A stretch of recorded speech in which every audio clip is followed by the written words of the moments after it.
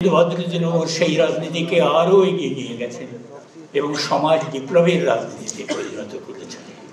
এবং তিনি এই যে রাষ্ট্রভাষা আন্দোলন হয়েছে সেই আন্দোলনের কে বলেন, অনেকে বলতে চাইতেন, এখনো মনে করেন যে এটা একটা সাংস্কৃতিক আন্দোলন ছিল, কিন্তু এর পেছনে যে রাজনীতি ছিল সেইটা বদরুদ্দীন ওমর গবেষণা করে তার 3 খণ্ড গ্রন্থের মধ্য দিয়ে উন্মোচিত করেছেন। এবং প্রথম জীবনে যখন তিনি লেখা শুরু করেন সংস্কৃতিতে সাম্প্রদায়িকতা এই বিষয়গুলো নিয়ে যে তিনি লিখলেন, তখন তাকে সরকার, মোনেম খানের সরকার আমাদের মনে আছে যে তাকে চাকরিচ্যুত করতে চেষ্টা করছে, তিনি বেরিয়ে গেলেন। তো এই যে বিষয়গুলো নিয়ে এলেন, এই যে চিরস্থায়ী বন্দোবস্ত বঙ্গদেশের কৃষকের সম্পর্কে লিখলেন, এই যে বিদ্যাসাগর এবং তৎকালীন বঙ্গীয় সমাজ সম্বন্ধে লিখলেন, এগুলো অসাধারণ কাজ। তো আমরা তাকে হারিয়ে যে আমাদের যে অপূরণীয় ক্ষতি হয়েছে সেটা আমরা জানি। এবং আমরা এটাও জানি যে তিনি এই যে সংস্কৃতিকে কত গুরুত্ব দিতেন। তিনি বিপ্লবী ছিলেন, কিন্তু বিপ্লবের জন্য যে সংস্কৃতির চর্চা দরকার সেইটা বদরুদ্দীন ওমর যেমন ভাবে বুঝতেন, কম রাজনীতিক বামপন্থী রাজনীতিক সেভাবে বুঝেছেন। সেজন্য তিনি পত্রিকা বার করতেন।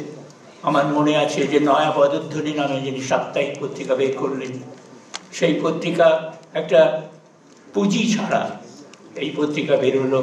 এবং এই পত্রিকার যিনি সহযোগী ছিলেন কাজী নুরুজ্জামান, সেক্টর কমান্ডার, তাকে গ্রেপ্তার করে নিয়ে গেল এরশাদ যখন ক্ষমতায় এলো।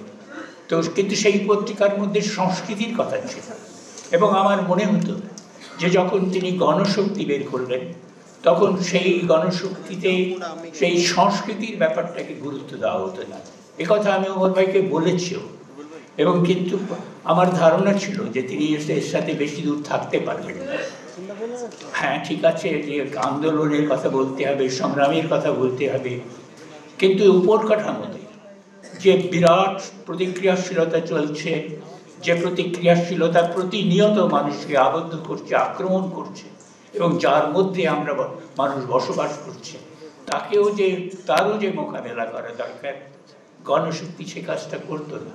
এবং আমার ধারণা হয়েছিল যে গণশক্তিতে তিনি বেশি দিন থাকতে পারবেন না, এবং থাকতে পারেননি। পত্রিকাও বন্ধ হয়ে গেছে। এবং যখন এই পশ্চিমবঙ্গে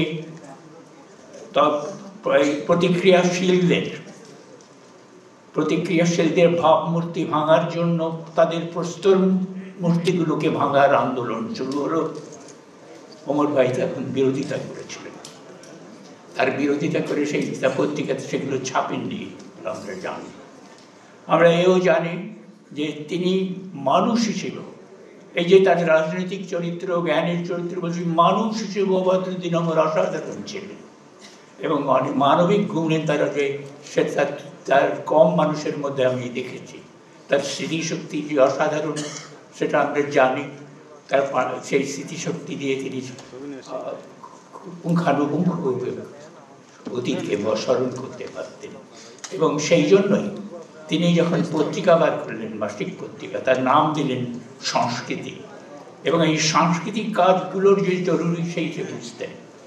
আজকে বদরুদ্দীন ওমর আমাদের সাথে নেই, এটা আমাদের জন্য অপূরণীয় ক্ষতি।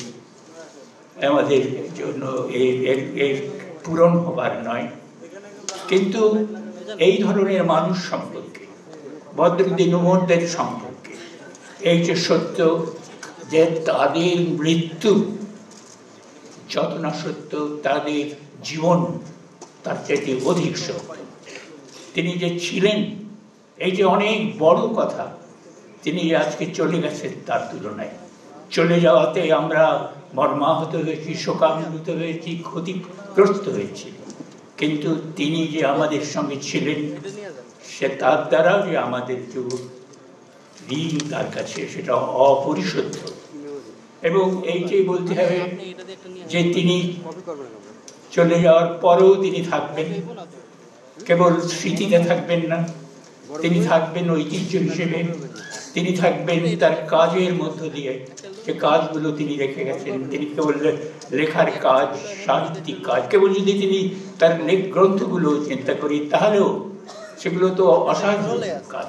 এবং আমরা এইটাও দেখবো যে তিনি থাকবেন আমাদেরকেও, আমাদের অনুপ্রেরণা হিসেবে থাকবেন, আমাদের জন্য পথপ্রদর্শক হিসেবে।